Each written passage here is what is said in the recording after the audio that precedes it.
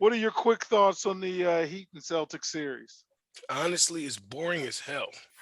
On today's Wind Up Wednesday edition of the Odd Coaches Podcast, Dr. Adams and Coach Francis review the NBA Conference Finals, preview the NBA Finals, discuss the members of the NBA All-Defense and Rookie teams, share their thoughts on top NBA draft prospects, as well as the week in the WNBA.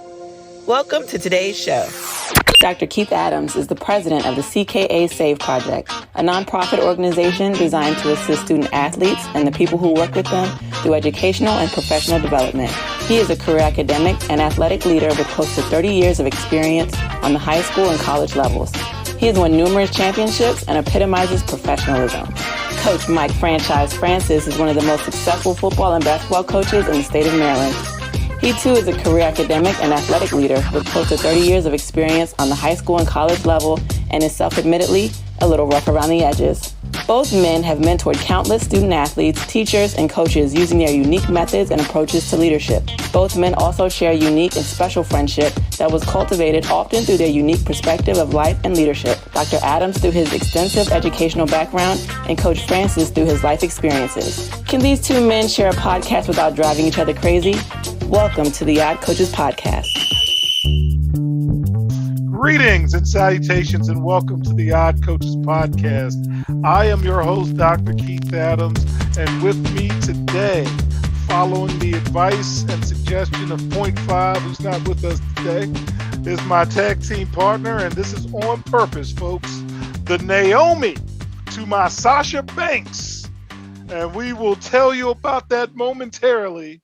The icon, the showstopper, the main event, and the reason why we are here, Coach Francis. And Coach, have you heard the news, sir, that Naomi and Sasha Banks, primarily Sasha Banks, walked out during a live taping of Monday Night Raw, and it has been all over the news since then.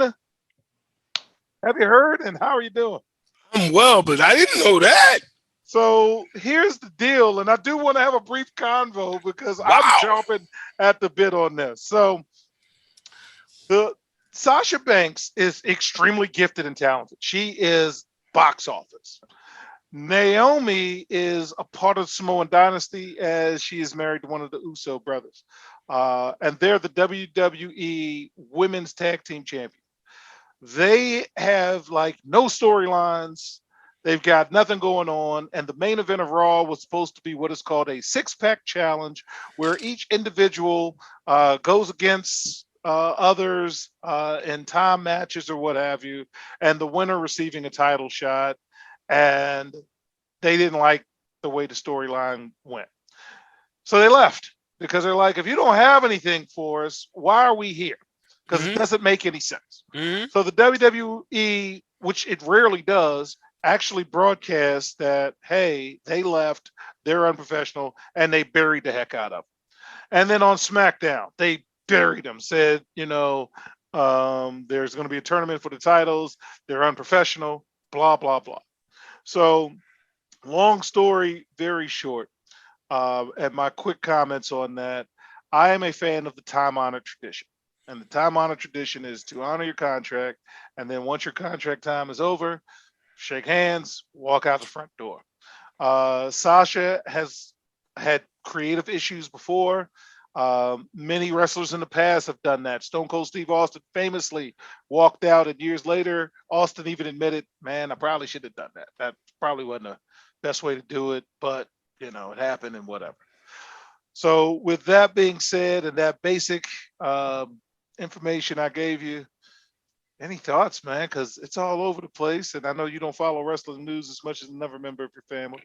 Nah, I don't. Nah, not since that member of the family is no longer similar situation for them. They didn't know what they wanted to do with them. I mean, let's be honest. Yes. They brought him up, didn't know what to do with him. It was the quickest jump from NXT to SmackDown in probably wrestling history. You know what I mean? It was like less than 6 months. They was boom, boom, gone. And then they got him and it was like, oh shit, what do we do now? Like, so it was falling apart before that. So that's the only thing I got to say, So yes, creative has been bad, yes, but I still have a problem with not I honoring understand where the you're coming from, but contractual creative is obligation. so bad that It is bad. they get defensive when someone else, like AJ, did all of the creative. Like they came with it, and because it wasn't creative's idea, that's where the beef occurred. But then you got people walking out. So is it AJ?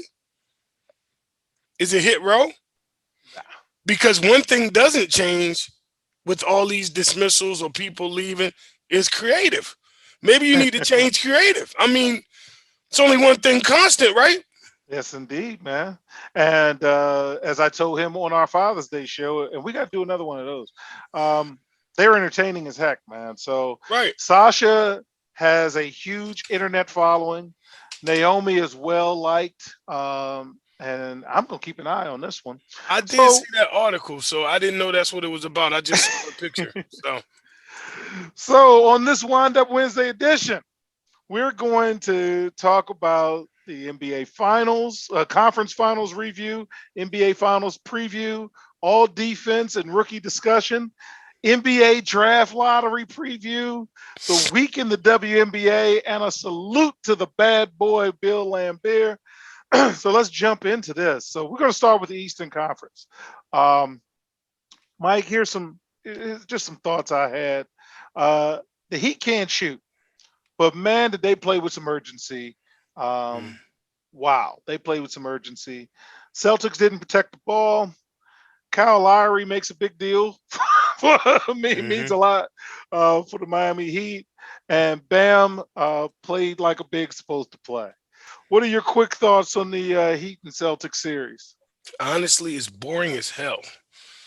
I'm serious. I watch, but I can't sit and watch the whole game. You know, there's some series you can watch. I just can't watch the whole game. At some point, it's just like, oh my god, let me go make some popcorn or let me go do something. Then I'll come back and watch it. Like I got to watch it in bits and pieces. I can't sit still and watch it for more than like 7 or 8 minutes of game time, actual game time.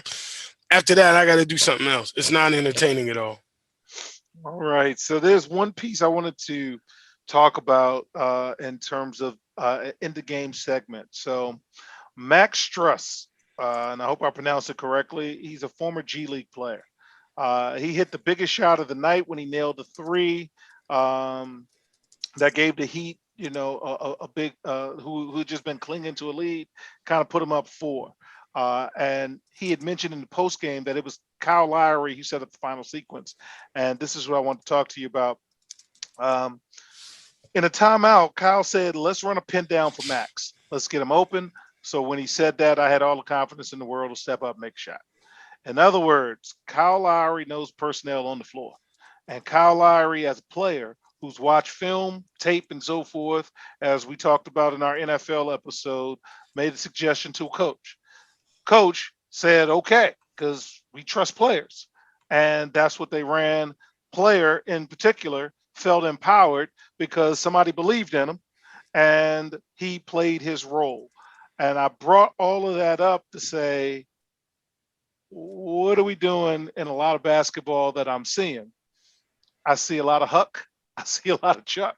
I don't see a lot of that type of conversation going on in the sidelines of the games I'm at. So this is just a reminder that that's coaching. That's a whole process of what should be going on with everybody understanding where they are, time and score, play calling, and that goes back to how much time, effort is spent in practice. And I know what a stickler for practice you were. Oh my god! You know what a stickler I am for practice. Yeah. And darn it, I loved hearing that segment when that was done after the game ended. Any thoughts on that before we talk about some injuries in this series?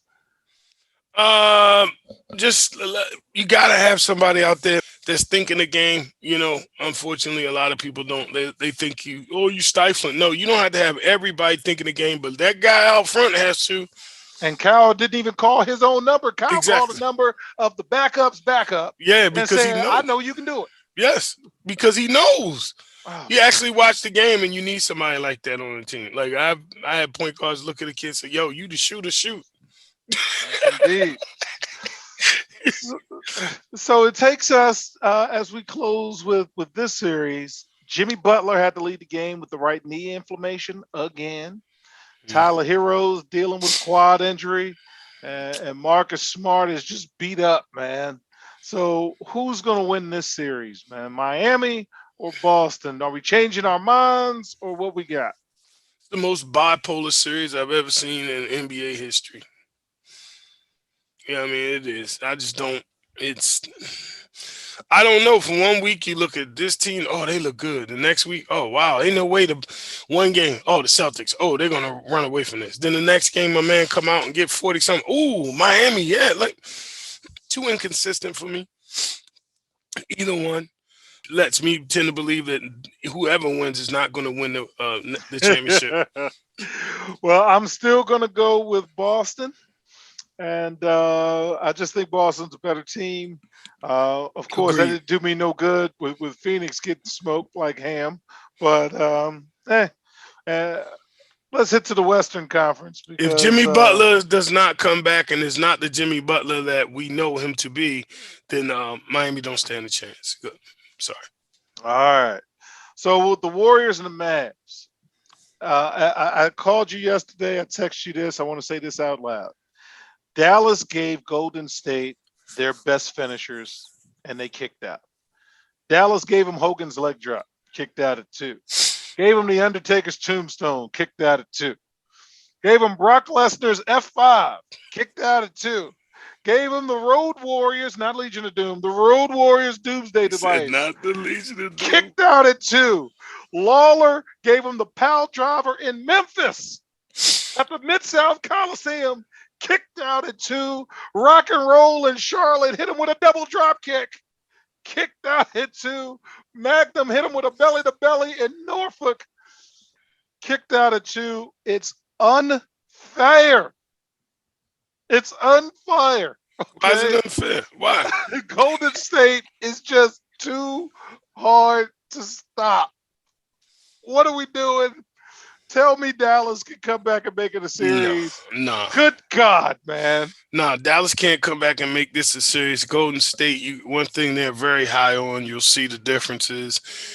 The assist, the number of assists they have a game, which means the ball's not moving and they play well together. It's not dribble, one screen, I'm going to attack if I can't kick it. No, that ball goes from this corner to that corner and back around, drive, kick. Then there's a guy standing wide open. They kick it to him.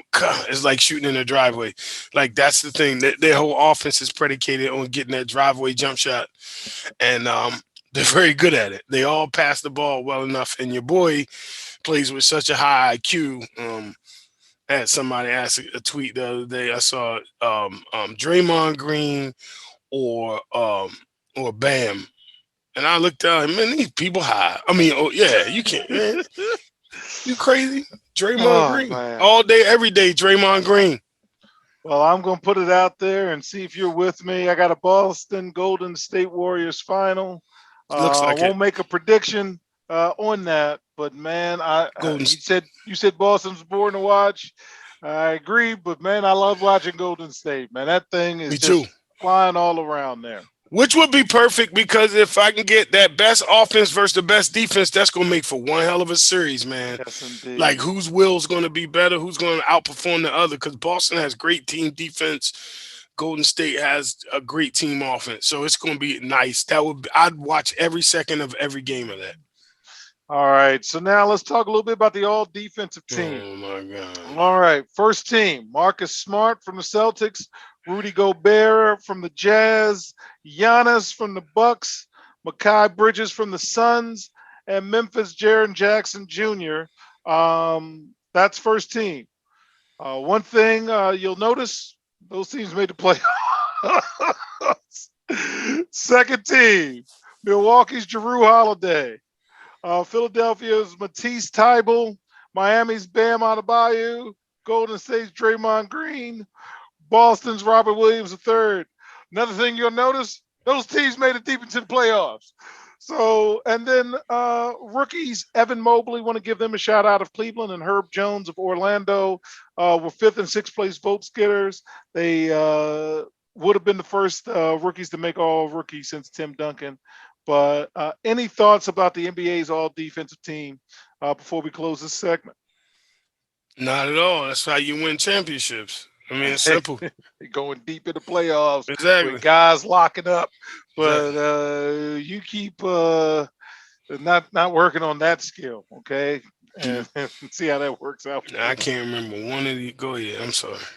No, brother, I enjoyed looking at that piece, looking at the teams that advance, because if I have somebody, and this goes back to Coach Adams, if I've got somebody that can stop your best player, what are you gonna do?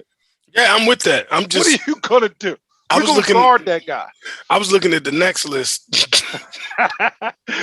Great tease. So when we get back, we're going to talk to the rookies, baby. We're going to talk about the rookies, the draft lottery, and we might even dash a hope and a dream. We'll be right back on the Yacht Coaches Podcast. Why should student athletes use the CKA SAVE Project academic and athletic consulting services? Over the past 15 to 20 years, colleges, universities, professional sports teams, business organizations, and others have increased their use of consulting services to improve their decision-making processes and results. Over the same time, the athletic and academic landscape has changed for high school and college student athletes as the NCAA has raised initial academic eligibility requirements for student athletes while decreasing the number of transfer restrictions. Former college student athletes have noted that they were academic and athletically unprepared for the rigors of college. Let the CKA SAVE Project's close to 30 years of academic and athletic experience help guide student athletes to increase success as we work to help student athletes achieve the goal of obtaining a college degree. For more information, contact Dr. Keith Adams by email at cka@ckasaveproject.org.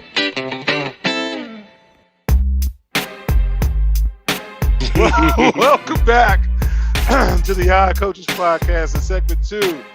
We're going to start off talking about the all-rookie team. So, first team all-rookie. And I'm going to give you a little bit of extra information. Scotty Barnes from the Raptors. He was the 4th pick of the draft. He was a freshman from Florida State University. Evan Mobley from the Cavs. He was the 3rd pick in the draft. He was a freshman from USC. Cade Cunningham was the number 1 overall pick. He was a freshman, and he went to Oklahoma State. Jalen Green was the 2nd pick. He played in the G League. Franz Wagner was the 8th pick to the Magic, sophomore from Michigan. Before we even get to the second team, Mike, any thoughts on the first team? Any trends, anything? Well, you see the trends. I mean, they all play 1 year college, but like I don't remember seeing none of them play, so I can't really comment. None of these names strike anything to me. All right, second team. Ayo Damasu from the Bulls. He was the 38th pick. He was a junior from Illinois. Chris Duarte played for the Pacers. He was the 13th pick. He was a senior from Oregon. Josh Giddey, Thunder. 6th pick. He was an international player. Bones Highland from the Nuggets. 26th pick, sophomore from VCU. And Herbert Jones for the Pelicans. 35th pick, senior from Alabama. So in terms of the all-rookie teams, 30% played one and done, 20% 2 years in college, 10% one junior, 20% were seniors, somebody from the G League, somebody from overseas. So that is the trend. I got a 50% chance to only stay in college 1 year, go to G League or overseas. That's what it looks like to me. Yeah.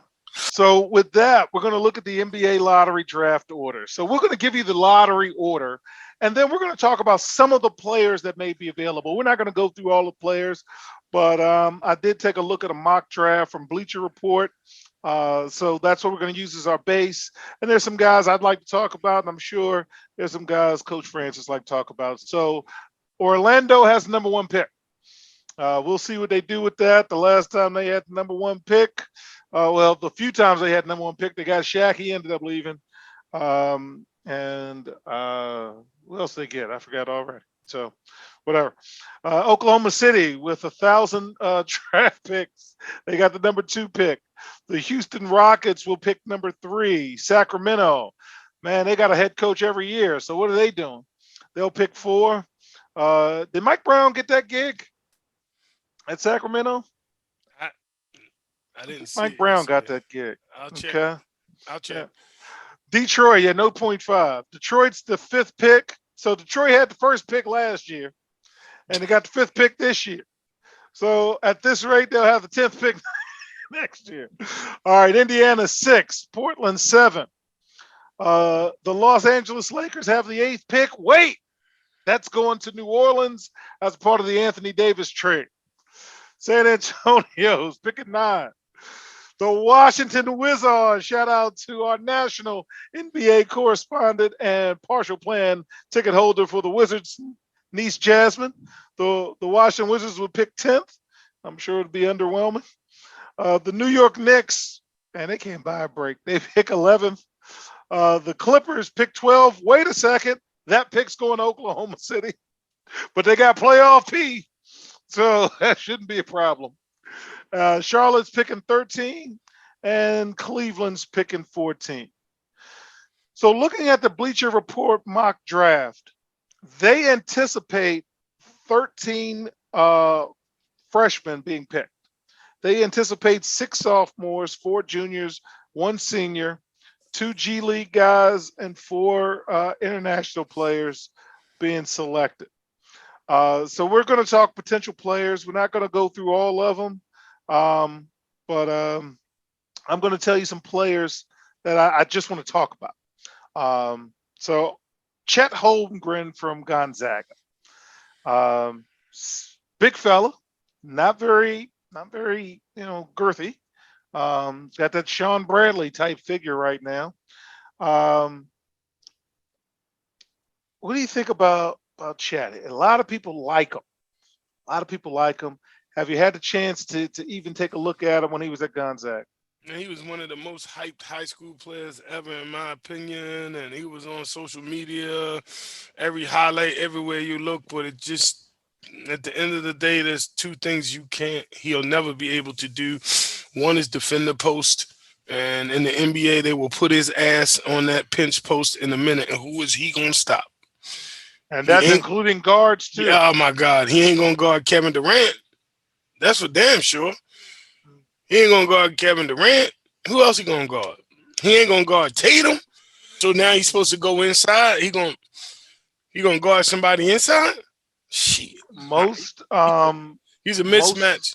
Most folks think he's a top 3 player. Most mock drafts have him 1, 2, or 3. The Bleacher Report believes he has the potential to be an all defensive player. But I'm paused on it. I'd like to do some more homework, and I know we will. I want to mention Paulo. Christian Leitner.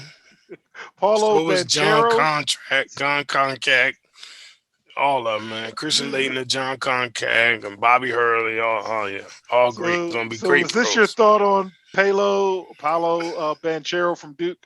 No, this is my thought. Well, everybody from Duke, but that's my thought from Chet. Okay. Specifically. All right. So Paulo, they think this, again, based on scouting reports, he's a creator and a long-term upside with him. He's skilled. He can score. That's what they tell me. What do you think about him, Coach? What has Duke given us in the NBA? Grant Hill. A partial career.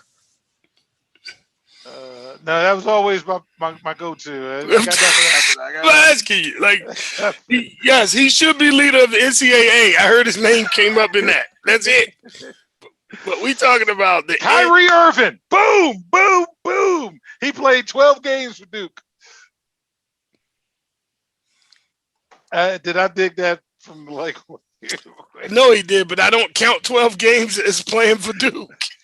Okay. And was he really injured, or was he out exploring if the world was flat and they just got tired of putting up with his bullshit? Question. Okay. All right, just checking.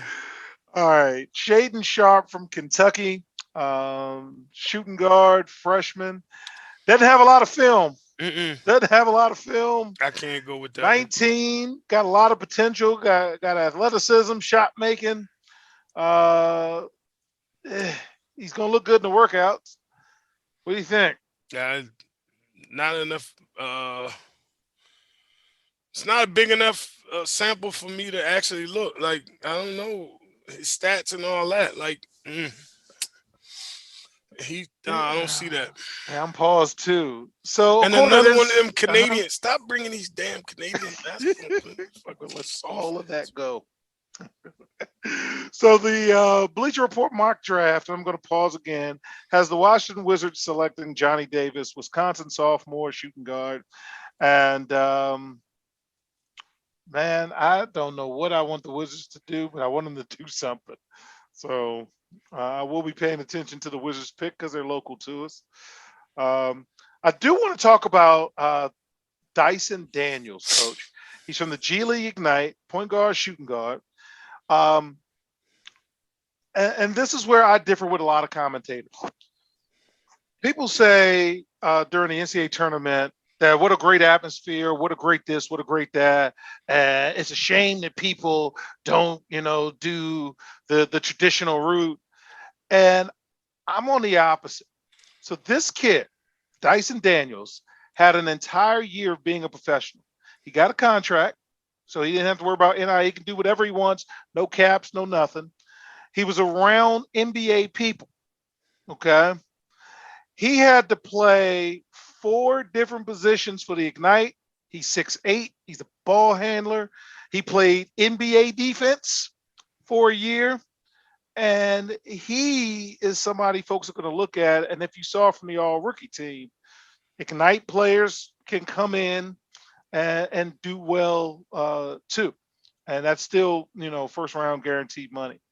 Any thoughts on that in terms of he did it different? He did it very quiet because nobody's watching Ignite games and whatever, but he's getting taught as a professional. I am always, curious of how that's going to work out. Yeah, that's going to be 6'8" point guard. Playing, and again, what kind of coaching they're getting. What kind of coaching they're getting. And he's had to guard 4 different positions. Mm-hmm. So probably because he can't guard the 1 and 2 position like as consistent as they need, so they keep sliding his ass down. It's the NBA, bro. This got too many similarities to that dude who ain't playing. That got two teams paying his salary right now. That's what that guy. That's too much for me. All right, I want to mention Leonard Miller, who played for Fort Erie International. According to the Bleacher Report, his stock is rising, and they're going to keep rising during these workouts. 6'9", 18-year-old wing, can handle, use floaters, finish above the rim, hit threes. So a lot of people are keeping their eye to see if he can get into the lottery. Have you heard anything about this gentleman? No, and I talked to someone who's out there right now who remained nameless, who's at the NBA draft camp, and none of these names you talking about is anything I heard. I'm just letting you know. All right. So fans, with that, we're going to keep our eye on what's going on with the NBA draft, with the prospects. I am always fascinated by that, and I'll be talking to a lot of folks. I know Mike will too, and we're going to give you the best draft analysis as we can, and we'll be right back to talk all things WNBA in segment 3 on the Odd Coaches podcast. Dr. Keith Adams, president of the CKA Save Project's book, Finding the Balance, My Personal Journey to Academic and Athletic Success, is now available for purchase. The book serves as both a memoir of Dr. Adams' 30-year academic and athletic career, as well as an instructional guide to assist student-athletes, parents, coaches, teachers, and administrators navigate through the challenges of finding a better balance between academic and athletic success. The book includes numerous personal stories and anecdotes from Dr. Adams, along with numerous former players and colleagues, including former George Mason standout Follering Campbell. You can order your copy at www.ckasaveproject.org. From the main page, simply click CKA Save Project Services and order the Find the Balance book. For more information, contact Dr. Keith Adams by email at cka@ckasaveproject.org. Welcome back to the Odd Coaches podcast in segment 3. I have a better top 5 this week. I'm proud of this, Coach, because last week was trash. Okay, so I have the Mystics listed as 1, but you can have the Aces listed as 1 too. They're both playing really, really well right now, so that's interchangeable. But I'm going to go with the Mystics at 1, Aces at 2, Suns at 3, Connecticut Sun at 3. The Atlanta Dream playing very well at 4, and the Dallas Wings at 5. Outside looking in, Chicago Sky, who just got a shot in the arm, and the Phoenix Mercury. What do you think? Did I do a better job this week than I did last week? Because I don't know what I was doing last week. I probably would. I don't know if I'm still not sold on the Dream, but I think the Wings. I think the Skies definitely should be top 5. And again, they're coming up, man, and you'll hear about that Aces shortly. and Mystics. I agree with you on that. You can flop either 1 and 2. That's going to be good to see. So games of the week: the Liberty against Seattle on Friday. Vegas against Chicago on Saturday. Let's get to our top WNBA stories of the week. We do have another Brittany Griner update. A State Department spokesperson said that for the second time in a week, they've had a chance to visit her. She is in as good of spirits as she can be. They're not as concerned about her well-being because her lawyers have been able to see her at least once a week. So that is good news on the Brittany Griner front. Again, I know the State Department, the NBA, WNBA, and all the folks are working back channels to try to bring her back, and it will be tough. And our thoughts and prayers go out to her. All right. Now on the court, look who's back, man. We got some folks back, Coach. Chicago, the defending WNBA champion Sky, now have a key member of their title team back. Kayla Copper, the WNBA Finals MVP, has been activated after returning from overseas play. Go get that money. She averaged 14-4 during the regular season and 17-5 in the playoffs. And she's so good. She was named MVP of both EuroLeague and Spanish League. And her team won the Spanish League title. So you just got a winner back. Yes. But man, we're 5-6 games in the season. Yeah, but that ain't her fault that the WNBA is not paying them enough to not have to chase the bag. Yes, indeed. But punishing them for it, though. And then when we talk next season, prioritization. But isn't that some kind of work conflict? If you're not going to pay me, how you going to get mad for me going out and get somebody who can? Hey, we always will keep an eye on prioritization. That's one more comeback, sir. Minnesota, Kayla McBride said no matter how, listen to this, Mike. Kayla McBride said no matter how tired she was after flying into Los Angeles from Turkey, she was thrilled to be playing again in the WNBA, and the Minnesota Lynx was thrilled to have her. She just helped her team win the Turkish League title, hopped on a flight, came in. That can't be healthy. No, it can't be. That can't be long-term healthy. That's got to be some look for antitrust if you're not going to pay me what somebody else is in fair market value. Like, and I'm saying nationally, that's not right. And then you're going to punish me for it? How you going to punish me for me working another job that you won't pay me more money to do? That is crazy. That's prioritization. Crazy. Yeah, Oh, okay. So are we ready for expansion? The NBA, the WNBA wants to stop it. No. wants two new teams. So here are some areas. So when they do expand, Mike, which areas are we thinking about? Should they expand to the Bay Area and partner with Golden State? Don't expand till you take care of the women who are there now. Get them off them damn public flights. Increase their pay. Then let's talk about expansion. Stop bringing more people in to deal with shit you can't pay for to get done properly now. Why would you want to do that? Why do you want to expose another 30 people to the shortages and the shortcomings of what you got running your league? And it actually only be 24, sir, because there's only 12 on the roster. Okay. So other areas they're looking at: Toronto, Nashville, Philadelphia, Houston, None of Charlotte, that. and Orlando. My vote, sir, would be Houston. Get those Comets back in the league because they shouldn't have left. And I would say three: Orlando. Nashville, Houston, Charlotte. Well, because the NBA ain't gonna make the playoffs in those three cities, so then you don't have to compete against nobody. So put them in the worst NBA cities possible. Then you don't have a recruit for a fan base, because if they're playing the same time like now, it's gonna be hard to get people in the Bay Area games with Golden State always in the playoffs, and you got scheduling conflicts, and you're trying to build a base. You can't build that base. So Orlando would be good because they suck. Charlotte would be great.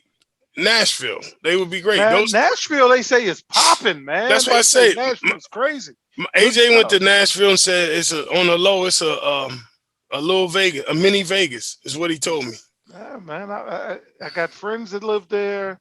SummerSlam's going to be there. I'm waiting for a conference to go back to the Gaylord, so I got to sneak in some Nashville.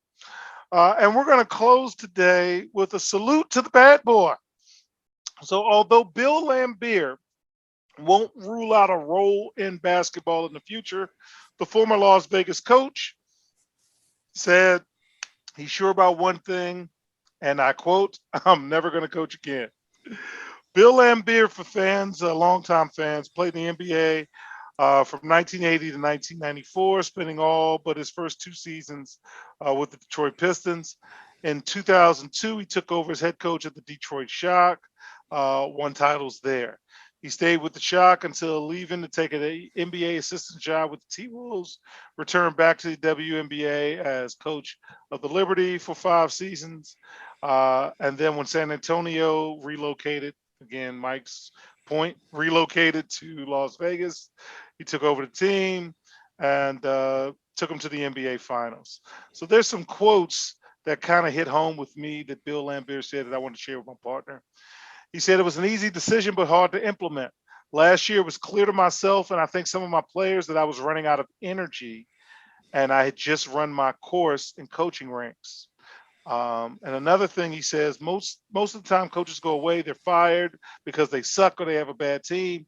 He's fortunate enough to pass it off a good team to Becky Hammond, and she set up for success immediately. As somebody myself who stepped away from coaching and hasn't come back, I kind of get it. I kind of understand. It's a lot to do.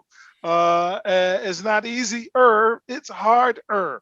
So what did you think about Bill Lambert stepping down, and any thoughts about his thoughts? Very good. I like the way he did this. He was professional about it. Didn't want to see the program go through a lot of craziness in this transition, and he did it a very class act the way he did this, unlike not shaking Michael Jordan's hand. So, that was the 80s. So, Mike, you can show me the video. Oh yeah, no, they were all bad. Show me the video, Michael Jordan. I don't care, Pat. She had time to think about it. I think that's a good time to go. So on behalf of my tag team partner, Mr. Salty, I am Dr. Keith Adams saying thank you for listening. Mr. And Petty. watching. I got a little bit in me. The Eye Coaches Podcast, and we will see you on the sidelines. Till next time, take care. We hope you enjoyed today's show. The Odd Coaches Podcast drops new episodes every Tuesday through Friday on most weeks. Make sure you subscribe to the Odd Coaches Podcast on Apple Music, iHeartRadio, Podbean, Spotify, and YouTube. Follow the Odd Coaches Podcast on Twitter and Instagram at Odd Coaches. Follow Dr. Adams on Twitter and Instagram at CKA Save Project. In addition, follow Coach Mike Francis on Twitter and Instagram at Coach Franchise, spelled Coach FRANCHIZE. For more information about the CKA Save Project, please visit them on the web at www.ckasaveproject.org. See you next time on the Odd Coaches Podcast.